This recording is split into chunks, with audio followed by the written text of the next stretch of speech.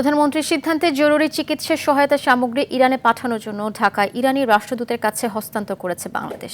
মানবিক সহায়তার অংশ হিসেবে সকালে বাংলাদেশে নিযুক্ত ইরানের রাষ্ট্রদূত জলিল রহমি জাহানাবাদীর কাছে এই সামগ্রী হস্তান্তর করা হয়েছে।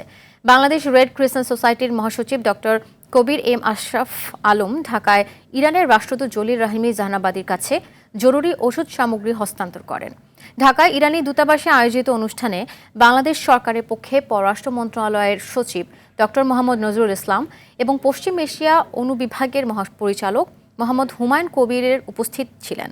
ইরানের রাষ্ট্রদূত জলিল রহমি জাহানাবাদীর সহায়তা গ্রহণকালে বাংলাদেশ সরকারের এই মানবিক উদ্যোগের জন্য প্রধানমন্ত্রী তারেক রহমানের প্রতি গভীর কৃতজ্ঞতা প্রকাশ করেন।